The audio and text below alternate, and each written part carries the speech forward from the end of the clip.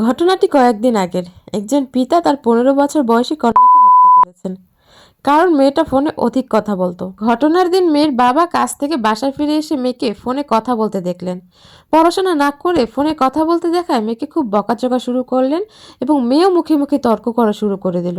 এক পর্যায়ে বাবা রাগ করে ঘটনা এইটুকুতে সবাইকে দেখলাম বাহবা জানাচ্ছে, সবাই অ্যাপ্রিসিয়েট করছে। তারা বলছে যথাযথ কাজ করেছে বাবাটা, এরকমেরই বাবা হওয়া উচিত। অথচ আমি এখানে সুস্পষ্টভাবে একজন ব্যর্থ পিতার মুখ দেখছি, যিনি বাবা হিসেবে ব্যর্থ, অযোগ্য এবং বর্বর। কেমন বাবা তিনি যে মেয়ের হাত থেকে ফোন কেড়ে নেওয়ার সাহস রাখেন না? এর থেকেও সবচেয়ে বড় গুরুত্বপূর্ণ প্রশ্ন হলো, মেয়ের হাতে ফোন এলো কোথা থেকে, কে দিল? এর দায়ভার কি অভিভাবকের উপর মোটেও পড়ে না? কিছু কিছু অভিভাবকেরা আছে সন্তানের ব্যর্থতায় সম্পূর্ণ দায়ভার সন্তানকেই দিয়ে দেয়। এর পিছনে যে বাবা মারও কিছু দায়িত্ব থাকে, বাবা মারও কিছু ভূমিকা থাকে, এ কথা তারা ভুলেই যায়।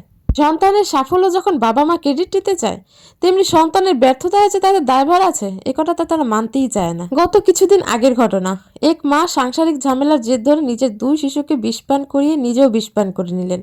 হাসপাতালে নেওয়ার পর মা বেঁচে গেলেও শিশু সন্তান দুটি আর বেঁচে রইল না।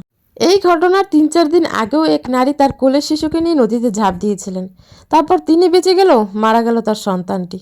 যে বাবা মা সন্তানকে নিয়ন্ত্রণ করতে গিয়ে ব্যর্থ হয়, আক্রান্ত করে, তাদের মতো অযোগ্য হিংস্র পিতামাতা দুনিয়ায় আর নেই। সাংসারিক ঝামেলার কারণে যে নারী বা পুরুষ সন্তানকে নিজের হাতে নিজে আত্মহননের চেষ্টা করে, তার মতো অমানুষও আর হয় না।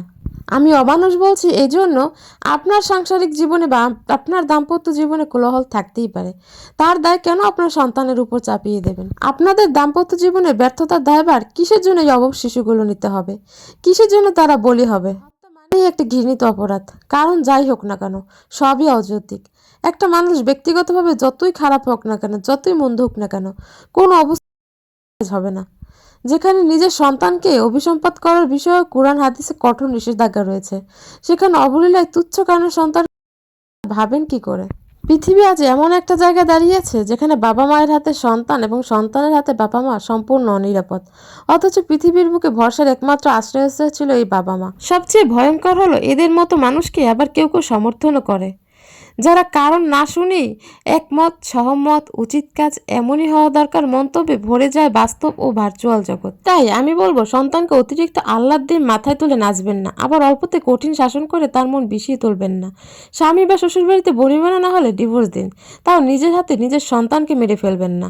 এই দুনিয়ায় 2 হাত 2 পা হারিয়েও 2 বেলা খেয়ে বেঁচে থাকে অনেক অসহায় ব্যক্তি। আপনার জীবন তার চেয়ে বেশি সংকটপূর্ণ না। সবাই ভালো থাকবেন, সুস্থ থাকবেন, স্মৃতিজ ডায়েরির পাশেই থাকবেন। আজ এ পর্যন্তই, ধন্যবাদ।